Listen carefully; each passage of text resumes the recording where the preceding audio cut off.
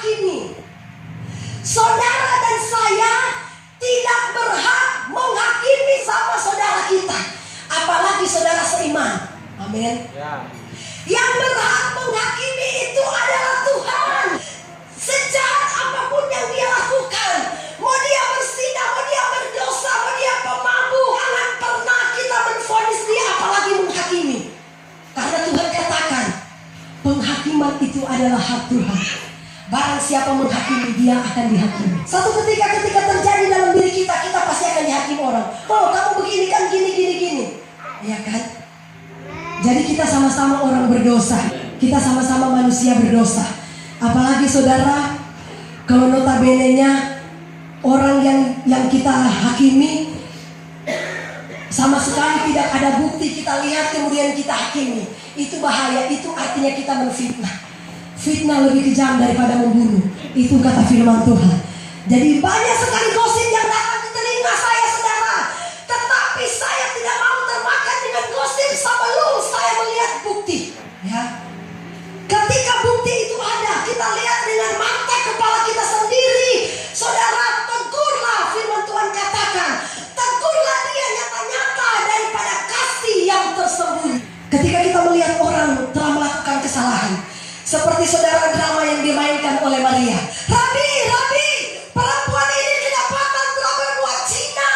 Tiba-tiba Tuhan katakan, barang siapa di antara kalian yang tidak berdosa, silakan dia yang pertama kali melemparkan perempuan ini dengan batu.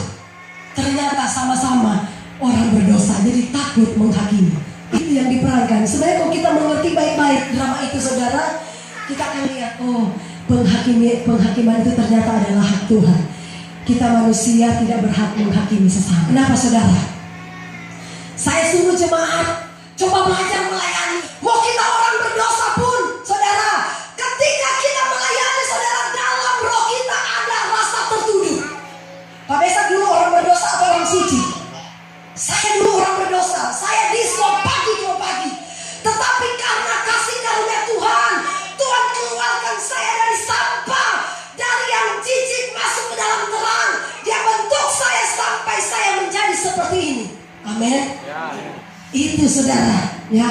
Ketika kita mulai melayani, saudara, seperti Pak Pendeta khotbahkan hari Minggu waktu KKR, banyak orang iri hati, banyak orang tidak senang dan berusaha mencari celah supaya kita tidak semangat lagi melayani. Justru, saudara, kita orang berdosa. Ketika kita melayani, kemudian ketika kita melakukan dosa, ini roh hati nurani menuduh. Kamu itu sudah dimimbar loh. Hati-hati loh, kamu itu sudah menjadi surat terbuka. Ke kiri ke kanan dilihat dan dibaca orang. Jadi hati-hati. Itu tertuduh sendiri. Tapi kita gak berhak menghakimi orang. Yang berhak menghakimi kita adalah Tuhan. Tuhan berhak. Saya percaya kita semua ini orang berdosa. Kita semua ini bukan orang suci, enggak. Makanya firman Tuhan katakan, ya, jangan pernah melihat selumpar di mata orang, sedangkan kamu aja petai mata nggak pernah engkau lihat. Engkau cuma lihat tai mata orang lain. Saya, saudara, kalau saya melihat jemaat berbuat dosa, kalau saya melihat secara nyata, saya pasti akan panggil dia dan saya pasti akan tegur. Banyak jemaat di sini yang pernah saya panggil dan saya tegur secara nyata. Itu, saudara, yang Tuhan inginkan. Asal jangan pernah kita menghakimi. Sebab Tuhan katakan, takaran yang kita pakai untuk menakar, itu juga yang akan ditakarkan. Ukuran yang kita pakai untuk mengukur, itu juga yang akan diukurkan. Kalau kita menghakimi, kita pasti satu ketika melakukan kesalahan, kita akan dihakimi orang. Kamu tidak layak, kamu tidak layak, kamu tidak suci, kamu orang berdosa. Padahal sama-sama kita orang berdosa.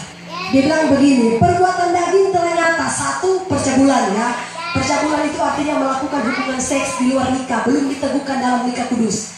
Kedua, kecemaran hawa nafsu, penyembahan berhala, sihir, persetujuan, perselisihan, iri hati, amarah, kepentingan diri sendiri, perselisihan, roh pemecah, kedengkian, kemobukan, pesta pora, itu disko, ya, dan sebagainya. Terhadap semuanya itu kuperingatkan kamu seperti yang telah kubuat dahulu, bahwa barang siapa melakukan hal demikian, ia tidak mendapat bagian dalam kerajaan Allah. Saudara, ya, kita misalnya tidak berzina, tapi kita pemarah, sama dosanya.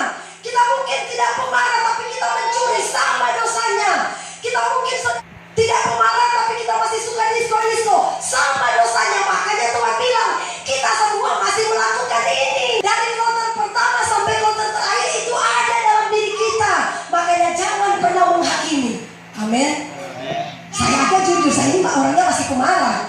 Tuhan bilang, roh pemarah, roh kedengkian, hawa nafsu, percabulan, dan seterusnya tidak mendapat bagian dalam kerajaan surga, masuk neraka. Ya. Saya tidak pemarah, tapi saya berzina. Saya tidak berzina, tapi saya pemarah. Sama dosanya. Itu hal menghakimi. Makanya firman Tuhan bilang, kalau kalian sudah kudus, sudah sempurna tubuh, jiwa, dan roh, bisa kalian menghakimi. Asal sudah sempurna tubuh, jiwa, dan roh. Jadi firman Tuhan datang keras. Tapi saya percaya saudara, kalau saudara menyimaki ayat ini dan firman Tuhan ini benar-benar berakar dalam diri kita saudara, saya percaya kita akan menjadi gereja yang dewasa, ya, gereja yang bertumbuh.